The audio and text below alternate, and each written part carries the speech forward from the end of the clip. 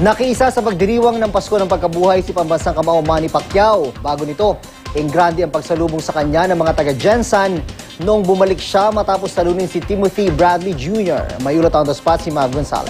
Mav? June, nagsimba nga si Manny Pacquiao kasama ang may bahay niyang si Jinky ngayong Easter Sunday bilang pasasalamat dun sa blessings nila, lalong-lalo na ang pagkakapanalo niya nga kay Bradley. Magkasamang nagsimba ang mag-asawang Manny at Jinky Pacquiao rito sa General Santos City.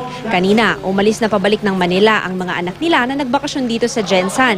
Buong weekend sila nagbonding sa kanilang bahay.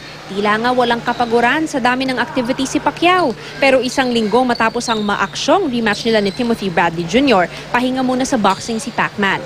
Para mapanatili ang kanyang kondisyon, naglalaro na lang siya ng basketball kasama pa ang mga kapatid na sina Bobby at Ruel.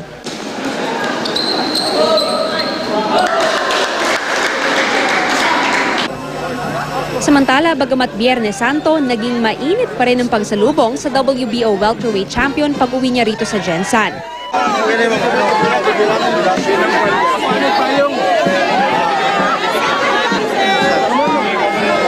Binigyan siya ng military honors. May mga banners ding nakasabit sa mga kalsada ng General Santos City at Sarangani. Sa press conference, nagdaos ng maiksing praise and worship service bilang pasasalamat sa Diyos sa pagkakapanalo ni Manny. Isa lang tayong instrumento para mag-glorify ang pangalan ng Panginoon. So salamat sa inyong lahat sa suporta.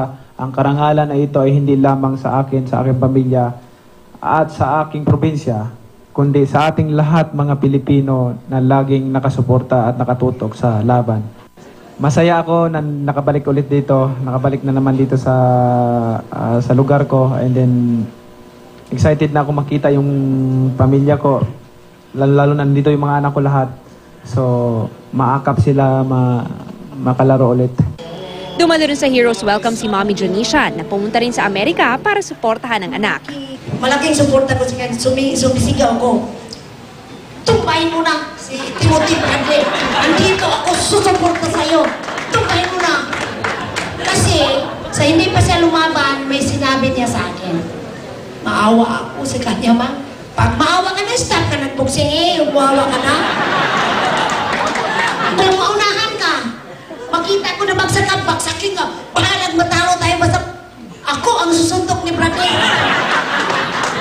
Naging usap-usapan sa internet ang pagdarasal ni Mommy D sa laban. Pero paliwanag niya, ipinagdarasal niya si Manny at hindi kinukulam si Bradley. Yung pagturo ko sa kamay ko, itong pagturo ko sa kanya, sa iba, pangit daw to. Sabi na, hindi, mas pangit sa akin. Yung mga daliri natin may pangalan ito.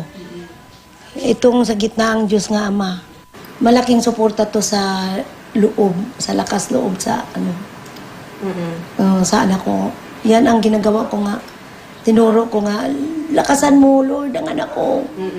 Yan ang tinuro ko. Lakasan mo, loob si Manny. So, gumana naman, Mami? Oo. Nakita ko talaga. Pagkatapos noon, umuwi na agad si Manny para naman makasama ang pamilya niya. Lalo na ang misis na si Jinky, nakabuana na ngayon. June, bukas ng umaga, magkakaroon ng malaking Thanksgiving doon sa Sarangani Provincial Capital kung saan bibigyan ng Award of Recognition si Pacman. Bukas po yan sa publiko kaya lahat ng fans niya ay imbitadong pumunta rito. Pagkatapos naman noon, nakatakdang pumunta ng Manila si Manny para mag-courtesy call kay Pangulong Noynoy Aquino. June?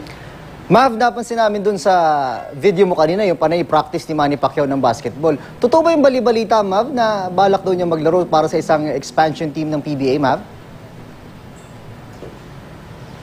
Naku, June, naitanong natin yan kay Manny at ang sabi nga niya sa atin ay wala pa namang final plans, wala siyang sinabi kung meron talagang formal na offer sa kanya. Ang gusto lang daw talaga niya ay maglaro ng basketball bilang pamparelax. Ito rin yung cross-training niya kapag wala ngang laban ng boxing. Pero ang sabi niya sa atin, sakaling kailangan naman niyang Naputol. Maraming salamat, Mav Gonzalez.